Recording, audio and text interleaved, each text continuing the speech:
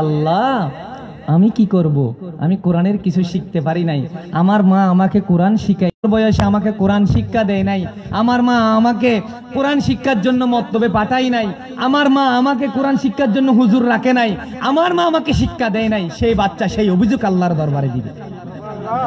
কারণ হক রয়েছে তো, ছেলেদের যেমন হক রয়েছে মা বাবার সাথে আদব কায়দা করা, ভালো সুন্দর ব্যবহার করা, মানুষদের সম্মান করা, মা বাবাকে ভরণ পোষণ দেওয়া, টাকা পয়সা দেওয়া, খাওয়ার দাওয়ার পোশাক সব কিছুর যেমন। সংক্ষেপে বলে দিচ্ছি, হুজুর চলে আসলো।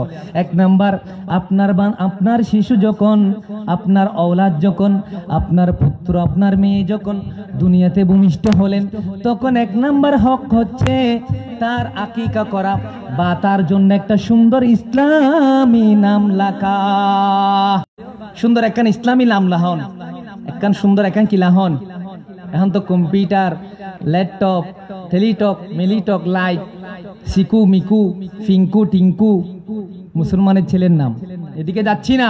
তাহলে তো আপনি 1 নম্বরের নামের হকটা ধ্বংস করে দিলেন, সুন্দর নাম রাখেন নাই। 2 নাম্বার হচ্ছে, 3 নম্বরের হক হচ্ছে আপনার নবজাতক শিশুকে কোরআন শিক্ষা দেওয়া, ইসলামের আদর্শ শিক্ষা দেওয়া, জ্ঞান শিক্ষা নাই।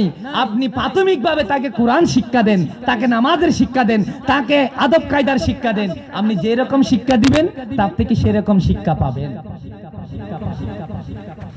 আপনি যদি একেবারে শুরু থেকে এটা আমি আমার মা আমার আব্বু আমরা একসাথে গান দেখি, একসাথে গান পড়ি, একসাথে গান লিখি, একসাথে আমরা গান কি করে রিহার্সাল করি, একসাথে গানের প্র্যাকটিস করি।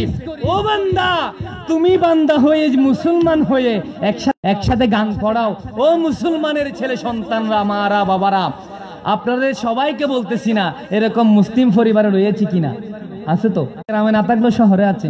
মা নিয়ে দিয়ে আসে গানের নর্তকী, হানায় গান শিখি বেললাই, বাবা দিয়ে আসে, না হয় এত শিল্পী হচ্ছে কোত্থেকে, ট্রেনিং দিয়ে শিখে হচ্ছে। ও বান্দা, আপনি যদি আপনার সন্তানকে নিয়ে সূরা ফাতিহা সকালবেলায় শিখাতেন, আলিফ শিখাতেন, বা শিখাতেন, সকালবেলায় উঠে যদি কোরআনের একটা হরফ শিখাতেন, সকালবেলায় উঠে যদি আপনি যা পারেন তা শিখাতেন, তাহলে আপনার ছেলে আপনার মতো হতো। আল্লামা জিগান আবেগুল্লাহ হইবে ইল্লা মাশাআল্লাহ। আমরা বাংলার আজহার থেকে পড়ে বের হয়েছি।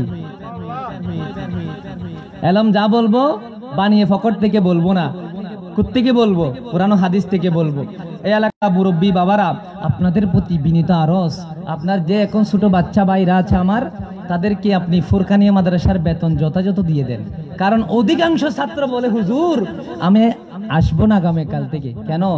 হুজুর তো বলে টাকা নিয়ে আসবে আগামী মাসে, 1 মাস, 2 মাস, 3 মাস, 5 মাস, এমন কি ফুরকানিয়া মাদ্রাসার টাকা 1 বছর পর্যন্ত বাকি। মুসলমান বলা দরকার, মা বাবার টাকা আপনি 1 বছর বাকি লাগলেন। খবরদার, কোরআনকে আপনি একটু ইজ্জত করুন, কোরআন শিক্ষা দিন, কোরআন শিখুন, নিজে দামি হবেন, হাসরের মাঠে দামি হবেন। আপনি যেই শিক্ষা দিবেন আপনার ছেলে থেকে সেই শিক্ষা পাবেন। আমি এলাকার মা বোনদেরকে বলতেছি, আপনার ছেলে সন্তানদেরকে আবার ফুরকানিয়া পাঠিয়ে দেন। আমার এলাকার যতগুলো মসজিদ আছে প্রত্যেক মসজিদে, ও আমার এলাকার ভাইরা, মেঘের আওয়াজ যতটুকু যাচ্ছে, ও আমার দানবীররা, ও আমার মসজিদ কমিটির ভাইরা, যেখানে ফুরকানিয়ার জন্য একজন শিক্ষকের দরকার। যদি আপনি ইসলাম বাঁচাতে চান, সুন্নিয়ত রক্ষা করতে চান, সুন্নিদেরকে তুহমত থেকে বাঁচাতে চান, সুন্নিদেরকে বাতিলের ওই খারাপ কথা থেকে বলতে চান, বাঁচাতে চান, সুন্নিরা কোরআন পড়তে জানে না, সুন্নিরা কোরআন তেলাওয়াত করতে জানে না, সুন্নির ভাইরা কোরআন বুঝে না, সুন্নির ভাইরা কোরআন পড়তে জানে না, এই চান, ও আমার দানবীর ভাইরা, প্রত্যেকটি জায়গায় একটা ফুরকানিয়া দেন, প্রত্যেকটি বাড়িতে বাড়িতে একটা ফুরকানিয়ার মাদ্রাসা প্রতিষ্ঠা করুন, প্রত্যেকটি এলাকায় এলাকায় একটা ফুরকানিয়া মাদ্রাসা দিয়ে দিন। তাহলে দেখবেন এই ফুরকানিয়ার ছেলেরা যখন কোরআন শিখে বের হবে, বাতিলদের সাথে কথা বলতে কোরআন দিয়ে কথা বলবে। এখন প্রত্যেকটি এলাকায় ফুরকানিয়া বন্ধ, ফুরকানিয়া হুজুরের বেতন বন্ধ। তাহলে হুজুর কি ফুরকানিয়া এমনি পড়াবে? অনেক ছাত্র বলে, হুজুর আমি ফুরকানিয়া মাদ্রাসায় যাতে পারে। ভাইরা, সেই কোরআন যত তেলাওয়াত করে সওয়াব পাবে, ও আমার বাবারা, ও আমার ভাইরা, সেই বান্দা আপনার মাধ্যমে কোরআন শিখলো, সেই আমার কোরআন শিখার কারণে যত সওয়াব পাবে, তেলাওয়াত করার কারণে যত সওয়াব পাবে, ও আমার ভাইরা, সেই সওয়াব আপনি ব্যবস্থা করে দেওয়ার জন্য আপনি পাবেন। মূল আমরা সেখানে ধ্বংস হয়ে যাচ্ছি। সেজন্য আল্লাহ রসুল বলতেছেন, তোমরা দুটি জিনিসকে আঁকড়ে ধরো, দুটি জিনিসকে মহব্বত করো, ভালোবাসো, একটা কিতাবুল্লাহ, একটা কোরআন, আর একটা সুন্নাহ। ঈদে মিলাদুন নবী করব, প্রতি মাস ব্যাপী করব, কিন্তু হবে কোরআনের আয়াত